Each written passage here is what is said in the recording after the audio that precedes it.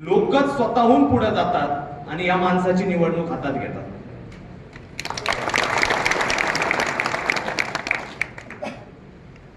खऱ्या अर्थाने अशा व्यक्तिमत्वाचं काही ही कीर्ती ऐकताना अंगावर 100% काटे येतात. हे काही स्वार्थ नाही, परंतु लोकांसाठी, लोकांच्या कामांसाठी झटायचं. आधीच्या जणांनी, कितीतरी जणांनी, त्यांचे हजारो उदाहरण, प्रथमतः ज्यावेळेस माणूस निवडून जातो आमदार म्हणून, हजारो उदाहरण तयार होत नाही.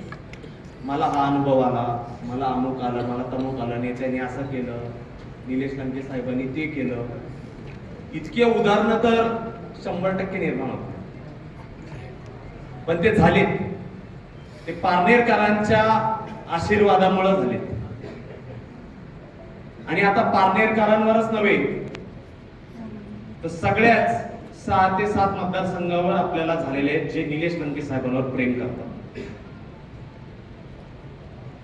मित्रांनो, देशातील आणि राज्यातील जी परिस्थिती आहे लोकसभेच्या पार्श्वभूमीवर, ही जरा आता वेगळ्या वळणावर झालेली आहे.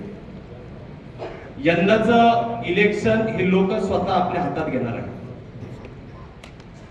आम्ही शहरी भागात राजकीय आणि सामाजिक काम करतो, म्हणजे प्रामाणिक सांगतो, मला शेतीचं काय जास्त माहिती नाही, परंतु शेतकऱ्यांच्या ज्या कळकळीच्या, तळमळीच्या ज्या भावना आहेत, प्रचंड अराजकता आहे. किती आश्वासनं द्यायची, त्याची लिमिट किती आहे, किती गाजर दाखवायचे, लाज वाटत नाही राव यांना. रेटून खोटं बोलतात. परंतु ते एक गोष्ट विसरलेले आहेत, यांच्यापेक्षा जास्त लोकप्रियता ही इंदिरा गांधींची होती आणि थोड्याशा चुकांमुळे इंदिरा गांधींना सुद्धा पराभव स्वीकारावा लागला होता. राहुल गांधींचं तुम्ही ऐकलं असेल, ठीक आहे, आज नाही, उद्या नाही, घड्याळाचे काट्यावर दुपारचे 12 जसे वाजतात तसे रात्रीचे 12 देखील वाजतात. आणि हे कर्माच्या फळांपासून कुणीच त्या ठिकाणी दूर गेलेलं नाही. बरेचसे आपल्याला काम करायची जबाबदारी आलेली, कर्तव्य पार पाडायची जबाबदारी आलेली.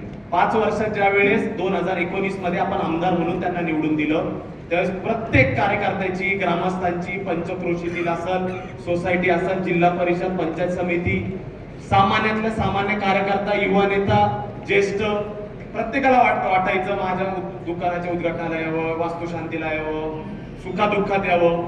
प्रत्येक ठिकाणी ते त्यांच्या परीने त्यांनी त्यांचं कर्तव्य पार पाडलेलं आहे.